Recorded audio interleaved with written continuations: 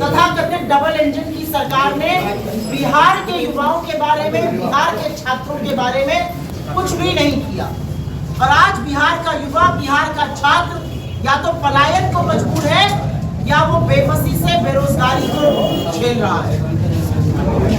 आज इसी मुद्दे को उठाने के लिए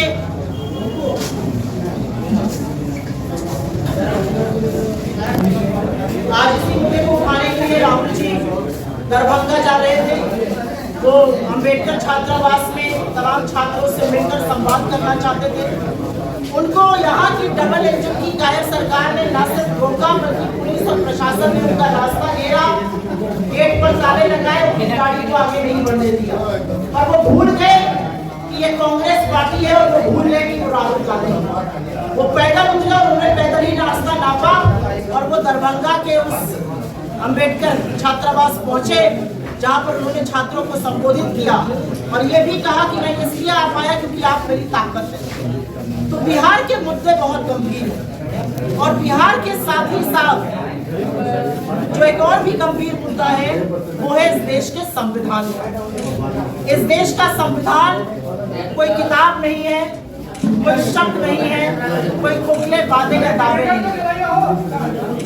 इस देश का संविधान आपको, हमको एक बराबर हिस्सा देता है, एक बराबर हक देता है। इस देश का संविधान इस देश के सबसे अमीर और सबसे गरीब आदमी को एक बराबर हक देता है। इस देश का संविधान कानपुर में बैठे हुए गरीब आदमी को और मुंबई के देश के सबसे अमीर आदमी और इस देश के प्रधानमंत्री को एक बराबर हक देता है। और इसीलिए इस देश का संविधान हर चीज से, लेकिन क्योंकि आज बात शिक्षा पर हो रही है तो कुछ हमारी डिमांड है, कुछ जो हमने आपसे सुना उसको आगे बढ़ाने का हमारा दायित्व। आपसे हमने सुना कि जातिगत जनगणना होनी चाहिए और उसका बीड़ा राहुल गांधी ने उठाया, उसका बीड़ा कांग्रेस पार्टी ने उठाया। और जातिगत जनगणना इसलिए जरूरी है क्योंकि जब एक्सरे होगा तब पता चलेगा कि घाव कैसा है और उसका क्या इलाज होना चाहिए। और इसीलिए जातिगत जनगणना का हमने दबाव बनाया और मोदी जी को भी मानना पड़ा। जातिगत जनगणना हमारा एक मिशन था और अब वो मिशन पूरा होगा और उस मिशन को पूरा करने के लिए सारा श्रेय कांग्रेस पार्टी, राहुल गांधी, मल्लिकार्जुन खड़गे, हमारे तारिक अनवर साहब, ऐसे लोगों को जाता है जिन्होंने मेहनत करी है।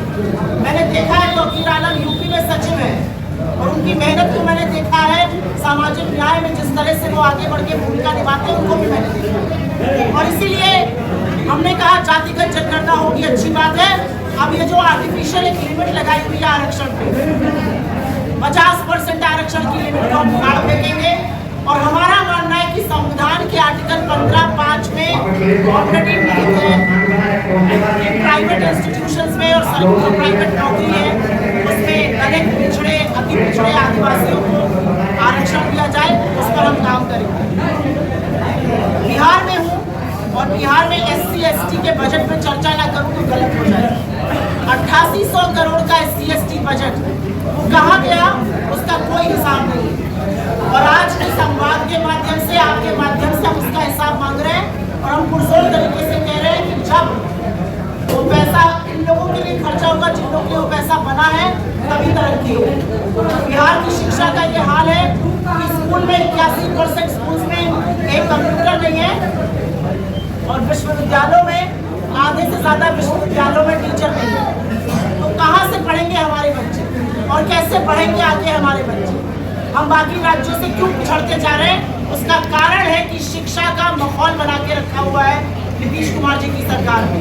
क्योंकि बच्चे अगर पढ़ लेंगे तो बच्चे सवाल पूछेंगे, बच्चे रोजगार मांगेंगे, बच्चे अपना हक मांगेंगे, इसलिए बच्चों को पढ़ाओ ही नहीं।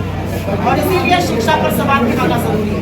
शिक्षा पर सवाल उठाना इसलिए जरूरी है क्योंकि माँ बाप एक रोटी कम खाकर बच्चों को पढ़ाते हैं और जब बच्चे इम्तिहान देने जाते हैं तो पेपर लीक हो जाता है। इसकी जिम्मेदारी किसकी है?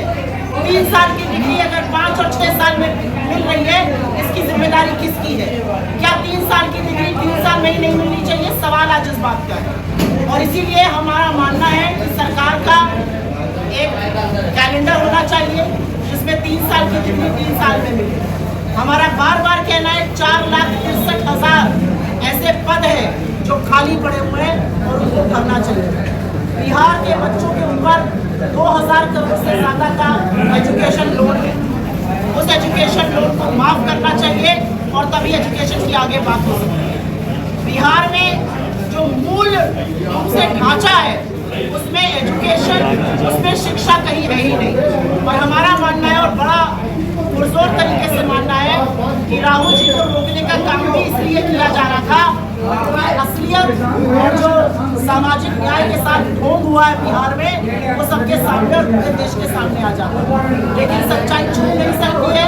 हम पूरी तरह से बिहार के चुनाव में उन मुद्दों को उठाएंगे जो आपके मुद्दे हैं, शिक्षा, स्वास्थ्य, रोजगार, ये मुद्दे बिहार के हैं और इन्हीं को उठाना यहाँ पर जरूरी है। और इसी मुद्दे को उठाने के लिए मेरे 70 और सहयोगी बिहार के तमाम जगहों पर इस तरह का शिक्षा संवाद कर रहे हैं, जिस तरह का राहुल जी ने आज दरभंगा में किया और मैं भी यहाँ पर यही करने आई। आपके अगर सवाल हो उसका स्वागत। राहुल जी पर मामला दर्ज हुआ है, अब आगे आप लोग क्या करेंगे? आज़ादी के महानायकों पर तमाम मामले दर्ज हुए थे, लेकिन उन्होंने आज़ादी दिलाकर ही माना। अगर शिक्षा पर बात करना, अगर दलितों और आदिवासियों और अति पिछड़ों के साथ संवाद करना जुर्म है तो ये जुर्म और होना चाहिए। किस बात का मामला दर्ज हुआ? वो लीडर ऑफ ऑपोजिशन है, उनकी कुछ प्रिविलेजेस होती है, क्या वो संवाद नहीं कर सकते? क्या बिहार में संवाद करना अपराध हो गया? किस नाते पुलिस और प्रशासन राहुल जी को रोक रहा था? आज सवाल इस बात का, आपने रोकने की कोशिश करी तो पैदल चलकर चले गए। सवाल पूछना लोकतंत्र में हमारा नैतिक अधिकार है। उस अधिकार को अगर आप पूछ लेते तो उसके खिलाफ हम और जोर से आवाज उठाएं।